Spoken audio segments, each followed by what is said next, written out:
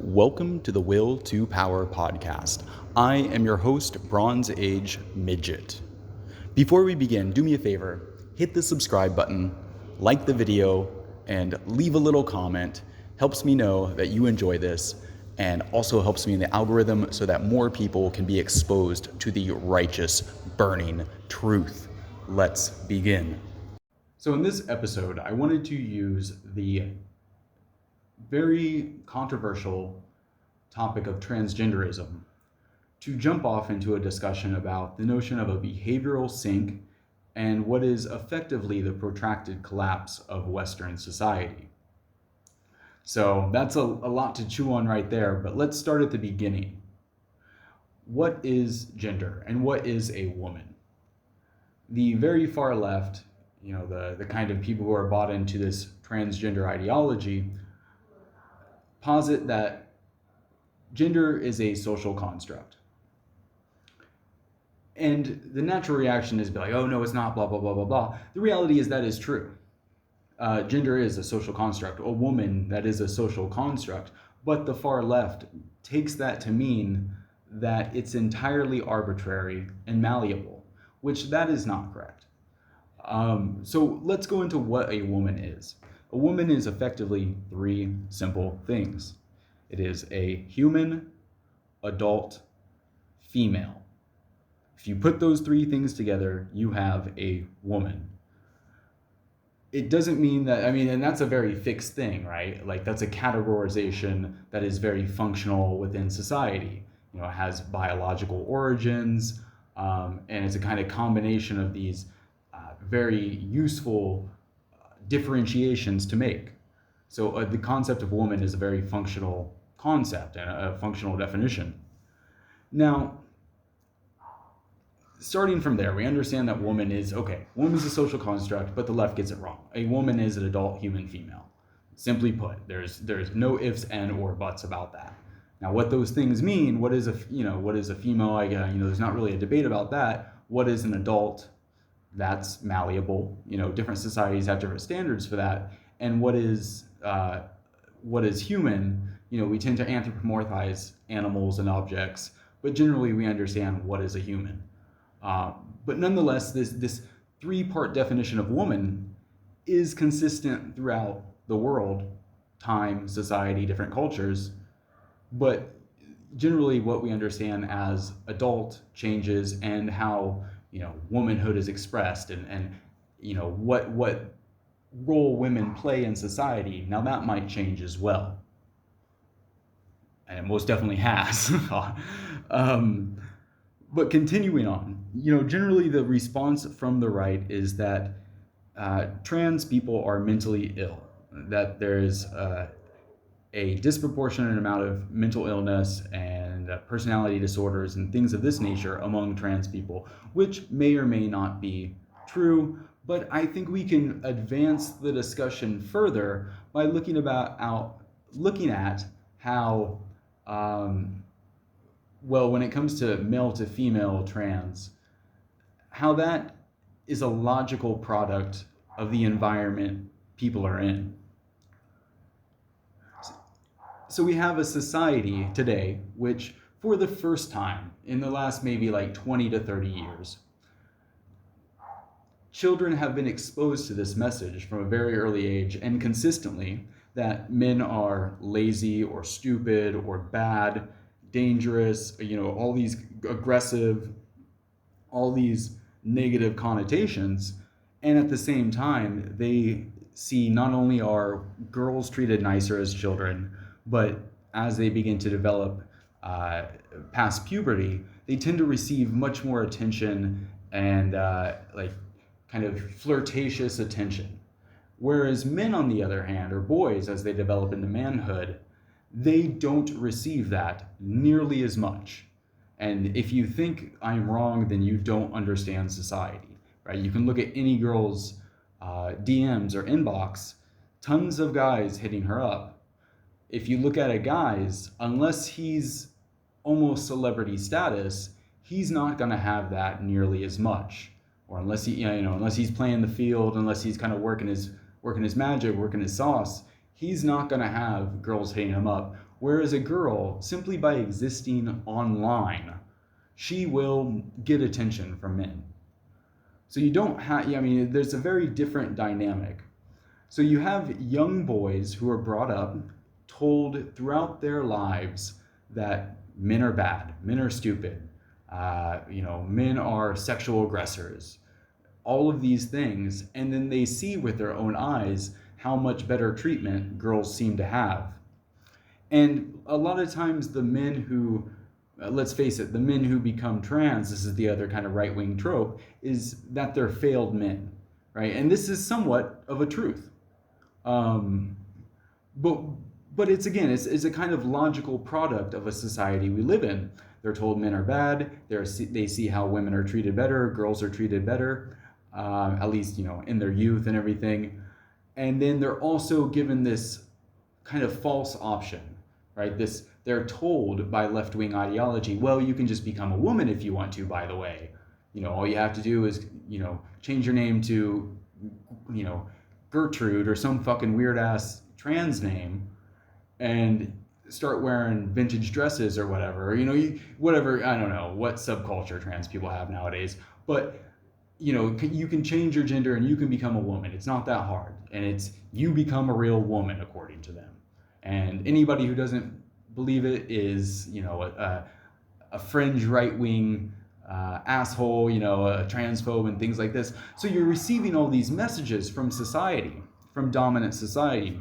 And the logical product is, well, if you are kind of a low status male, and if you are hyper bought into these ideologies, especially like men are bad, women are, faultless, then you are going to consider, well, maybe it would just be better to be a woman. If that's really a possibility, and if you really believe that's a possibility, you can see why you might try to transition. And for young boys who haven't grown as much through internal exposure to testosterone and other hormones, their shoulders aren't developed and everything, they can somewhat pass for a little bit, to the untrained eye. But what inevitably happens, especially if they aren't taking mass amounts of hormone blockers, is that they will develop masculine features. Even if they are taking hormone blockers, they're probably going to develop masculine features to some extent.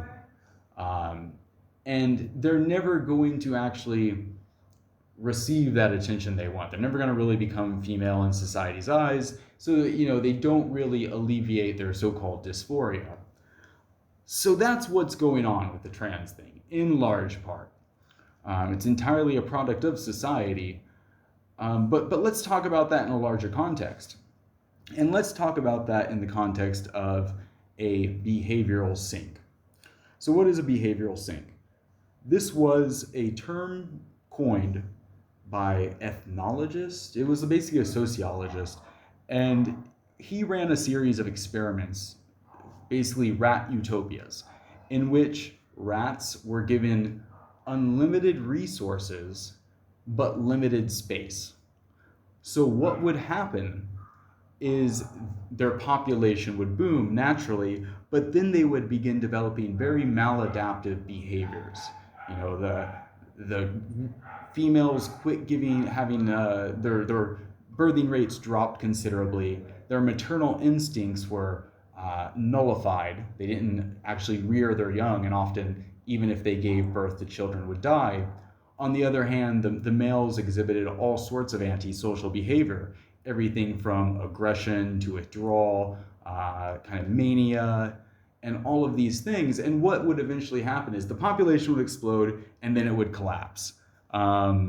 This was ran a consecutive number of times, and a similar thing developed. And it was done with other species of rodents, I believe, as well. And this is a very chilling sort of possibility. And I think to some extent it is true, and I have talked about this, right? I don't know if I have an old collection of essays, and the main essay in there is about Orwell and how his viewpoint, his human rights viewpoint, was fundamental in the collapse of the British Empire. So you see these sorts of paused ideas accumulating as empires, as dominant countries begin to collapse in on themselves. I think it's Camille Paglia, the female, I don't know if she's an art historian, but she studies ancient Greece and ancient Rome. And she noted this as well, that in these societies, whenever you began to see the androgynous representation of men, is when societies started to falter and started to collapse in on themselves. So I think that's very much what we have going on today. And this wouldn't be so much of a problem. This wouldn't be, in all honesty, if it was just that simple, I don't think it would be that big of a problem. Because what you would have happen is you would have this kind of graceless demise of civilization. And humanity, because of a dysgenic, social arrangement, the behavioral sink, would revert to a kind of primitive state. And then from there, it would have to rebuild societies. Perhaps this already happened. Perhaps the pyramids are actually 40,000 years old. Perhaps, tens of thousands of years ago, there were more advanced societies that this already happened. They collapsed in on themselves, maybe in conjunction with environmental pressures and changes, and they reverted to that primitive state of hunter-gatherer again. Maybe only a few hundred survived, right? Maybe it was that bad, the behavioral sink of Earth. And maybe it could get that bad today if it was that simple.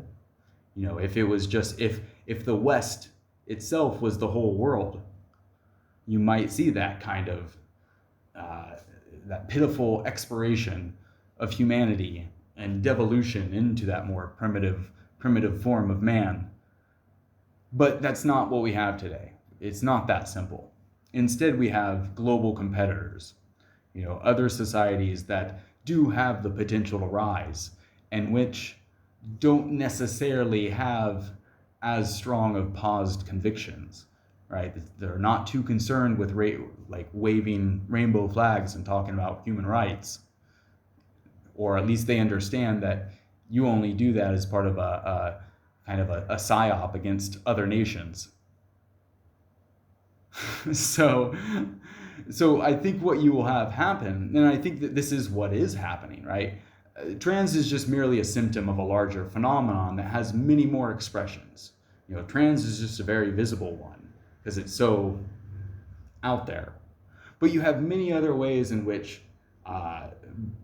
there's this kind of spiritual death of the West, and a kind of, a devolution into a virtueless, antisocial biomass sort of thing, a kind of hive. And from there, if you can't sustain birth rates, if you have a society in which behavior comes so antisocial and which dysgenics takes over, you're no longer able to maintain a society at the same level. But again, you have countries like China, potentially Russia. Russia is sitting on top of all sorts of resources. They have the easiest access to the North Pole. And these societies are poised to rise on a global level. Now, I don't know if they'll be better or worse than what we've seen from the United States. Obviously, many people have beefs against the U.S. You have countries around the world that have been intervened against. Again, that's just the natural order of things. But I don't know if the sort of rule that China or Russia or any other country, maybe it will be Brazil, that I don't know if their sort of rule would be better or worse. I assume the way that technology is going, this kind of behavioral sink will more and more become a global phenomenon. But right now, it's mostly, I wouldn't say mostly restricted, but most acutely expressed within the West, within Western Europe and the United States and Canada and Australia. These places who have had kind of their historical run, they had the 300 years. But it's interesting to see history repeating itself, and this same sort of breakdown of gender roles, the kind of making a virtue of the breakdown of gender roles. Because it's one thing to be tolerant. It's one thing to be like, all right, we got a gay uncle. He's cool. He's not fucking weird or whatever. That's one thing. It's another thing, every show has the gay man because we got to celebrate tolerance. There's gay monkey, ball hanging out guy, pedo monkey doing child readings at the library. Very, very different things. The worst thing that ever happened to the gay rights movement was, the worst thing that ever happened to gay people was gay rights. It was much cooler when it was underground. It was edgy. It was cool. You're kind of rebelling against something. Now you're just, I don't want to say the word, but it was much cooler back in the day, nonetheless. So that's what's going on today. It's not necessarily that that trans people are especially mentally ill, but there is a society that is producing maladaptive behavior, which is contributing to the quick demise, the quick collapse of that society. And in response and in place of that society, other societies will rise up. And perhaps there is an escape for individuals, right? There's all sorts of responses we can come up with. And that's obviously a topic for another video. But if you enjoyed this video, or if you enjoyed this podcast, I'll tell you what to do next. So if you enjoyed that podcast, please do me a favor, take a moment, like, subscribe, share this with your friends, share it on 4chan, share it on any group chat where people are encouraged to post physique, and I will catch you next time.